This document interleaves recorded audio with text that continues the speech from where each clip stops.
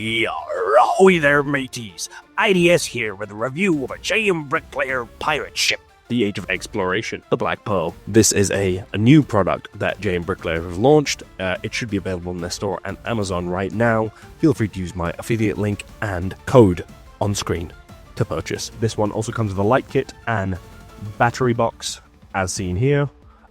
Take a quick look at the instruction booklet. This thing is very nice. It is as thick as a textbook.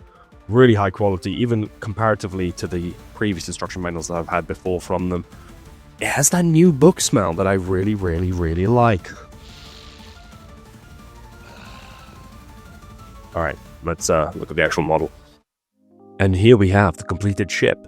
It's basically minifig scale with 1,700 pieces and incredible levels of detail across the whole damn thing.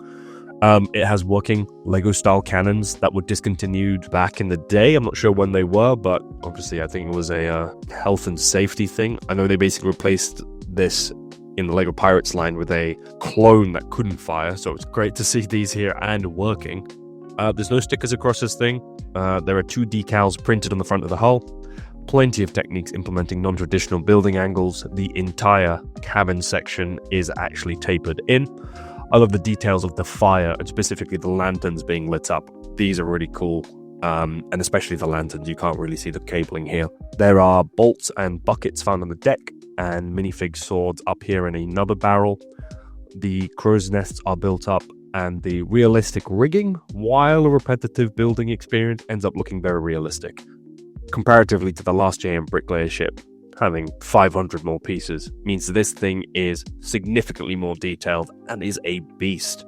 It's a sizable display model. The boat itself is so well realized that the pirate-style tattered sails, while doing their job, they are correct for what needs to be.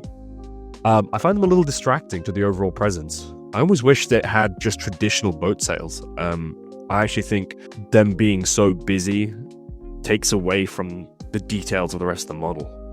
Speaking of the sails, all of them are well presented as per the instructions, except this front one. It's not sturdy enough to maintain its triangular shape and kind of sags, where a vinyl sail may have been able to do that. Maybe it needed some stoppers here to hold it in place. I also hate having to tie these knots in the cabling. I'm not a Boy Scout. I didn't get diddled at camp enough to be great at knot tying, and these are a little tricky for my level of dexterity. They do add a lot of realism, but I could do without them. The bow is great. I like the ladder-esque pieces being used for the railing. That's great piece usage. The Dark Angel type build is nice too, giving a minifig sword for that thing to boot. Back on the deck, we can see a crate for ammunition for the cannons. There's a wheel here that in reality would be used to hoist the sails. Obviously it doesn't work here. There's a treasure chest with gems. Heading up to the captain's quarters, you've got 2 flights of stairs to the upper decking with a checkerboard doormat. The interior is actually all decked out, full of details, and with a parrot and a cool globe. Not printed though, it is just blue. Here are some pics of the interior while I was building around it. It is accessible from the back, as the rear wall does hinge, so you can look in, but I've used it largely for cable management. It's tricky to see in there once it's all built anyway, and I'd rather have the cables tucked in here. The interior light is red, giving a cool effect as you peer through the windows and the gaps in the decking. I almost think an orange light, similar to the lanterns, would make a little bit more sense here. In the interior as well, the Indiana Jones style hat sits on a hat rack, and because of that it's loose, so when moving this around it can rattle around and come loose and just move around in there. At the rear as well, you can see where all the cables end up. There is also a rudder back here. Again, that interior is very well stocked. Lots of little details in there. You just aren't going to be able to see it. Just like with Lego modulars and larger buildings with interiors, it's almost, you experience it as you're building, but once it's all done, while you can take a look at it, you're not going to get the best view of it. One issue I do have in the building process are the large plates. Even in other brands, the larger the pieces, the more warping can take place.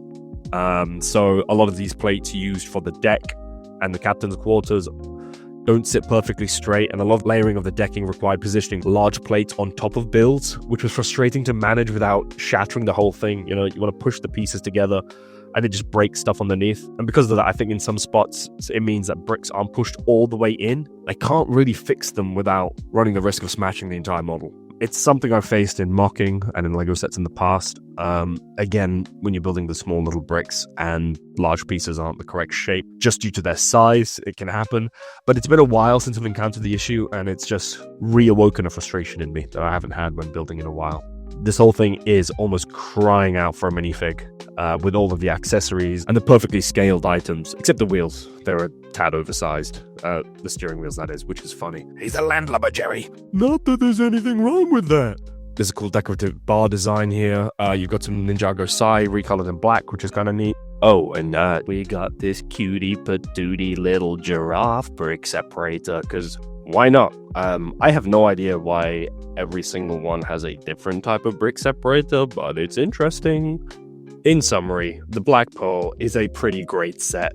The thing is really detailed, plenty of pieces here, lots of challenging building techniques, and a great display model in general.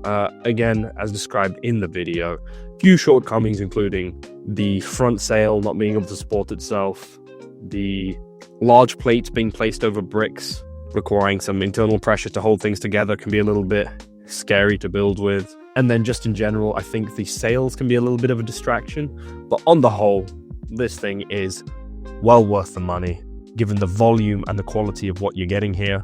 As with most of the JMBricklayer products I reviewed, the light pack is a massive plus and really makes this model great. But yeah, there's lots to love here. And again, for 1,700 pieces, for this price, it's a damn steal. So, ahead of Christmas, might be worth picking up. Feel free to use my code, and to use my affiliate link, I can get some kickback and can help support the channel, meaning I can get more stuff out like animations, because you like my animations, right? You do? No? Not? That'd be all, mateys.